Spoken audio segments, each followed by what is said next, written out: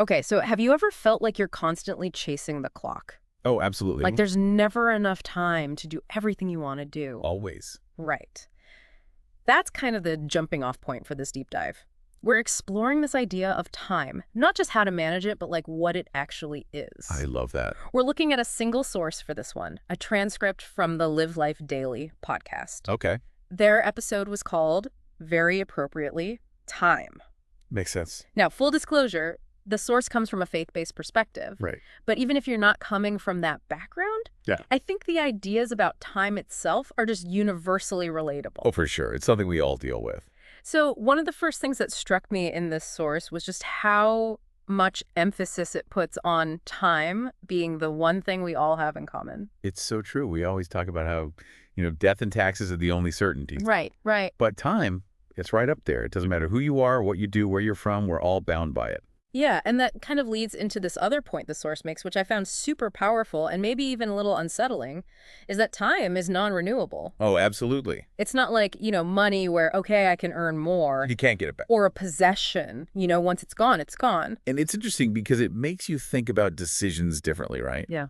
Every choice we make, there's a time cost associated with it. 100%. And it's not just, oh, it took me this many minutes or hours. It's also, what did I not get to do because I chose this thing? Yeah, the opportunity cost, it's real. And the source had this analogy of a fast-forwarded movie. Like if you fast forward through a movie, sure, you get to the end faster, but you miss all the character development, all the nuances, all the little detail. Richness. Yeah. And there's no rewind button on life. Yep. So that really hit home for me. And that visual, I think, is really helpful, especially because the source itself uses a lot of imagery, particularly from Scripture, to kind of highlight the value of time, this urgency of time. There's some really interesting verses in there. One that stuck out to me was from Exodus. Okay. Exodus 21.18. It basically says, if someone injures you and causes you to lose time, like you can't work or whatever, they owe you compensation. Interesting. Even back then, it's fascinating, they understood that time was something valuable, something that could be measured and accounted for. And it wasn't just, an Old Testament thing. This idea that time has value is really ancient and crosses cultures. I mean, the ancient Greeks, for example, they had this whole concept of kairos. Kairos. Yeah, like the opportune moment, that there's a right time to act, that time isn't just linear, it's a series of moments that each has its own potential. I like that. And that actually leads really well into something else the source talks about, this idea of time thieves, which I thought was a great term. What do they mean by that? It's talking about procrastination, distraction, all the things that kind of steal our time away from us, prevent us from being truly productive. Yeah, I've definitely got a few of those in my life. And the source puts it really well. It says, buy back your life, buy back your time. And I think even if you don't take that literally, it makes you think about how you spend your days, right? It's like an investment. Are we investing it wisely, or are we just kind of letting it slip away? Exactly. And so that leads into another big theme that comes up, the need for focus, the need for clear goals. Like having a vision for your life helps you stay on track, avoid those time traps. Yeah, and there's real science to back this up. Is there? Goal setting. Having a clear goal, it gives you direction, it motivates you, it helps you prioritize your tasks. That makes sense. And it makes decision-making easier, too. Does this align with where I want to go? And the source brings up this example from Habakkuk 2.2. It says, write the vision down, make it so plain that you can run with it. Powerful imagery. It's almost like that act of writing it down makes it more real. That's more tangible, yeah. More attainable. And that connects with something that I think we all struggle with, big goals that can feel really overwhelming, right? Oh, for sure. But the source kind of hints at this idea of, okay, break those big goals down into smaller steps. Chunk it down. Exactly. Which in itself is a time management technique. Right. It makes the whole process feel less daunting. And then there's this really vivid image the source uses from the story of Lot's wife. Oh, yeah, I remember that one from Sunday school. She looks back at the destruction of Sodom and turns into a pillar of salt. Powerful image. It always stuck with me. And it's about, not dwelling on the past, not getting stuck in regret. Right. There's a psychological cost to that, Okay. Regret, missed opportunities. It can prevent you from moving forward, from embracing the present moment. 100%. And then, this is where things got really interesting for me. The source brings up this idea that time doesn't actually change things, it just reveals them. That's deep. Right. So it's not just about time passing, it's what happens during that time. It's like we have this idea that time heals all wounds, but the source is saying, well, not really. It's more like time provides the setting, but it's up to us to do something within that setting. Yeah, it's the actions we take, the choices we make that determine whether we actually heal, whether we grow, or whether we just stay stuck. Right. The source uses the example of the man by the pool who was healed by Jesus after like 38 years. He had all that time, but nothing changed until he took action. He had to have faith. He had to do something. I mean, He's like right. the source is saying you can't just passively wait for things to change. You have to participate in your own life. Exactly. That's a great point, and it really sets the stage for the rest of our discussion. Okay, so with all of that in mind, where do we go from here? What are some of the other things this source can teach us about how to view and use time more effectively? Well, I think we should start with this whole concept of restoring lost years. Yeah. What does that actually mean? And is it even possible? So this whole restoring lost years thing, it really got me thinking. It's not about literally like going back in time, right? No, definitely not a time machine situation. But it's also not just about forgetting the past or pretending it didn't happen. Dude, what is it about? Well, the source uses this analogy of currency. Like if you lose money, you can't go back and unlose it. Right. But you can find new ways to generate income to make up for what you lost. Okay, so are you saying restoring lost years is more about like taking the lessons we've learned, the experiences we've had, and using them to make the most of the time we have left? Exactly. It's about maximizing the present moment. And the source even suggests that this restoration can come through opportunities, maybe even unexpected ones, a renewed sense of purpose, things like that. So not about working harder or cramming more into our schedules, but about being more intentional with how we spend our time. You got it. It's about recognizing the value of each moment and making sure our actions are aligned with what actually matters to us. Almost like hitting the reset button on our priorities, right? I like that. Yeah. And it all ties back to what we were talking about earlier. Time doesn't change things on its own. Right. It's what we do with that time that makes the difference. Exactly. This source had that powerful story, remember, about the man who was by the pool for 38 years. Yeah, the one who was finally healed. It's so interesting because he had all that time, but nothing changed until he took action. Until he had faith. Yeah. It emphasizes that we can't just sit around and wait for things to happen. We have to participate, to take ownership of our lives. Totally. Time might show us the challenges we face, but it's up to us to actively work towards overcoming them. And it's a good reminder to not procrastinate, right? Oh, yeah. Like we can't keep waiting for the perfect time to act, because what if that perfect time never comes? That's a good point.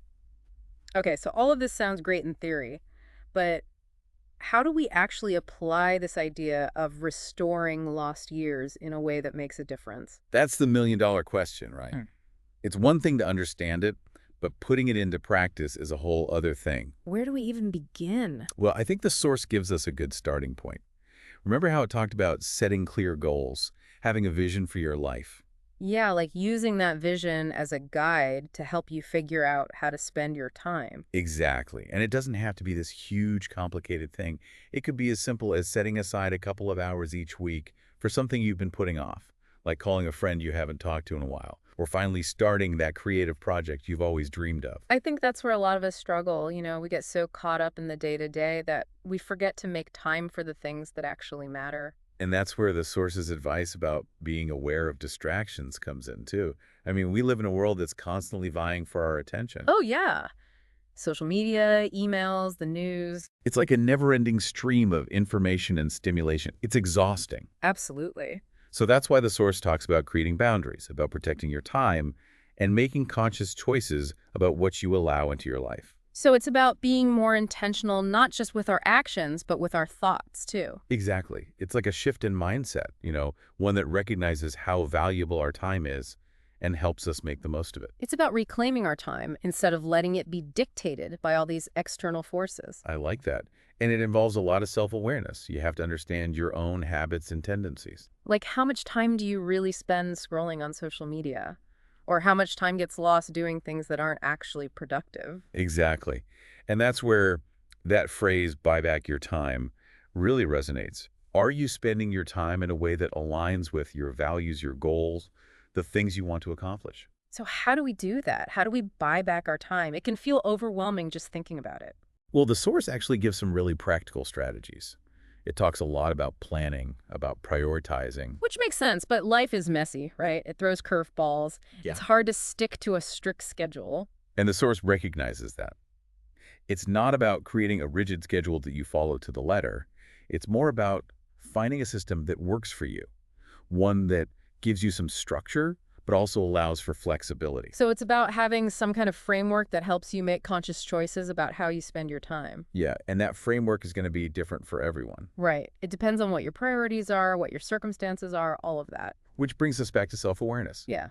You have to know yourself, your energy levels, when you're most productive, things like that, and then create a system that supports that. The source also mentions this idea of being aware of the different seasons in your life, which I thought was interesting. Oh, I love that analogy. Yeah. The source uses the example of an ant, diligently gathering food during the harvest to prepare for the future. Right. It's a reminder that there are different rhythms to life. There are times to push forward and times to pull back. Exact. Times to sow and times to reap. It's all about finding that balance, being intentional with your time, Yeah. but also being flexible enough to adapt to whatever life throws at you. Which is a good reminder that time is finite, Yeah. which can feel, honestly, kind of overwhelming. How do we make the most of every moment without getting stressed out about it? It's a great question. And I think the source addresses it really well. It acknowledges the weight of that realization, but it also says, maximizing your time doesn't mean you have to be on all the time, constantly striving. So it's okay to rest. It's essential. Yeah, have fun. Absolutely. Finding moments of joy, savoring the simple things, appreciating beauty, all of that matters too. It's about finding meaning in how you spend your time. Right. Exactly. And that meaning is going to be different for everyone. For some people, it's about spending quality time with their family. For others, it's about pursuing a creative passion or making a difference in the world. It's about aligning your actions with your values, basically. Living authentically. I love that. And that brings us back to the vision thing, Oh. When you know what you're striving for, it becomes easier to make choices that reflect that, choices that honor your time. It's not just about time management. It's about, life management. Well said. And it's a journey, You're always learning, always adapting, and your approach to time will probably change as you go through different phases in your life. So even though we can't control time, we can choose how we experience it, how we invest it, how we make it count. Precisely. And that's a really powerful realization that can help you live more intentionally, more purposefully, and just more present in each moment. Okay, I'm feeling super inspired. But I also have to admit, all this talk about maximizing time, achieving goals, it makes me think about all the stuff I've already done. You mean like the past? Yeah, Yeah. all the choices I've made, the mistakes I've made. That's a great point. We've talked a lot about how to make the most of the time we have left, but what about the time that's already gone? Right. What about the regrets, the missed opportunities? Exactly. And that's where I think this restoring lost years thing gets really interesting. What does that even look like when you're talking about the past? Well, I definitely don't think it's about erasing the past, Yeah. or pretending it didn't happen. No do-overs. Nope. The source uses this example of King Hezekiah, remember, who gets 15 more years to live. But it's not just about the quantity of time, it's about what he does with those extra years. So it's not a blank slate. It's more like an opportunity to live differently, to make different choices based on what he's learned. Exactly. He's taking the past Yeah. and he's integrating it into his present. So maybe that's what restoring lost years really means, not literally getting time back, but bringing those lessons from the past into the present. I love that. It suggests that even our mistakes, even our regrets, can become sources of wisdom and growth. It's like all those experiences, even the tough ones, have shaped us into who we are today. Right. And to restore those years means recognizing the impact they've had and using that to fuel our purpose moving forward. It's like weaving a tapestry. Oh, I like that. Every thread, even the ones that seem out of place, contributes to the overall pattern, It's beautiful. And it makes this whole conversation about time feel less about control and more about acceptance. We can't change what's happened, but we can choose how we carry it with us. And how it informs our present and our future. This has been so eye-opening. I don't think I'll ever look at time the same way again. It's a lot to process, but in a good way. I know what you mean. What stands out to you most from everything we've talked about? Honestly, it's that idea that time doesn't change things, it just reveals them. Powerful, right? Yeah, and it reminds me that we have to be active participants in our own lives. We can't just sit around and expect things to work out You magically. got to put in the work. Exactly, which is where all the advice from the source comes in, setting goals, prioritizing, avoiding distractions, all of that. All the practical stuff. Right, which is great. But I'm curious, from your expertise, what would you add to that list? What's one piece of advice you'd give to someone who wants to get better at managing their time? Ooh, good question. I think it all starts with self-awareness. Self-awareness, okay. Yeah, take some time to think about how you're currently spending your time, like really reflect on it. What drains your energy? What brings you joy? What are your biggest time wasters? So understand your patterns, understand your habits before you can even start to make any changes. Exactly. Once you have that understanding, then you can start to pinpoint, okay, where can I make adjustments? Like setting boundaries, getting rid of distractions, scheduling time for the things that are truly important. You got it. And remember, this isn't a quick fix. It's a process. It takes time to develop new habits, to create a more intentional approach to your time. But the rewards are worth it, right? To feel less stressed, to be more productive, to actually enjoy how you're spending your time. Totally. When you're managing your time well, it creates space for the things that matter. Your relationships, your passions, your own personal growth. So what about those people who are like, okay, I get it, but I'm still struggling? What are some of the biggest time management challenges you see people facing? Procrastination is a big one. People putting things off because they feel overwhelming or just unpleasant. And then, of course, the whole work-life balance thing. Oh, tell me about it. It's so hard these days, right? With technology and everything, it's like you're always on. Right, constantly juggling. So any advice for those areas specifically? Well, for procrastination, I always say break things down into smaller steps. Chunking it down. Exactly. Make it less daunting. And also, figure out why you're procrastinating. Are you scared of failing? Is it just not a priority for you? Once you understand the why, you can start to address it more effectively. And for the work-life balance thing, it all comes back to boundaries, setting limits and communicating those limits to your work, your family, everyone. So being clear about your priorities, basically. Yeah. And not being afraid to ask for help, you know, delegate tasks when you can. Those are great tips. Yeah. Any other wisdom you want to impart before we wrap things up? One last thing I'd say is just be mindful of all the digital distractions that are out there. I know, it's a constant battle. It is. But it's so important. Put your phone away sometimes, turn off notifications, create some space for yourself to disconnect and recharge. Take back control. Exactly. This has been so helpful. Thank you. Of course. It's been a pleasure talking about this with you. I feel like I have a whole new set of tools to work with now. That's what I like to hear. And remember, it's a journey. Be patient with yourself and celebrate your wins along the way. Great advice. Okay, I think that's a good place to pause our deep dive for now. Through all this, it's really struck me how the source frames time. It's almost like a character in the story of our lives. It's true. It's not just a setting, it's this active force that's shaping our experiences. And speaking of active forces, the source keeps mentioning this idea that God can restore lost years. I'm really curious what that actually looks like practically. It's such a powerful idea, isn't it? And I don't think it's about, fixing all your past mistakes. Yeah, not a rewind button. Right. The source brings up King Hezekiah, who got 15 extra years. Oh, yeah, that's right. But it wasn't just about the extra time. It was about how he used those years, how he lived differently. So it wasn't a clean slate, more like a chance to integrate his past into his present? Exactly. So maybe that's what restoring lost years is all about. Not about going back in time, but about taking what we've learned from the past and carrying that forward. I think that's a really beautiful way to look at it.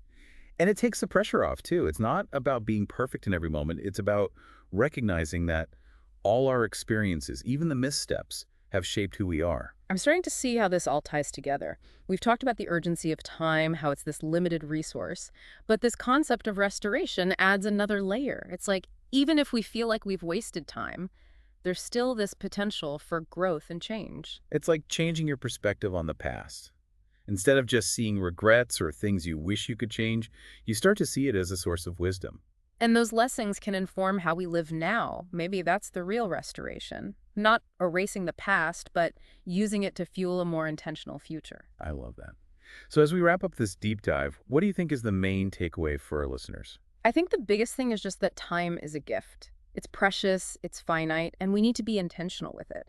This whole conversation wasn't about giving people a set of rules. It was about getting them to think differently about how they value and use their time. Because how we spend our time is how we spend our lives, right? Exactly. And we're making choices every day that shape our experience of time, and those choices have an impact that goes way beyond just the moment. That's so true. So, before we go, we want to leave everyone with one last thought to ponder. If you could restore a lost year, what would you do differently? What choices would you make? What opportunities would you seize? And what's one small thing you can do today to start making that a reality? We hope this has given you a fresh perspective on time and inspired you to make the most of every moment. Thanks for joining us. We'll see you next time.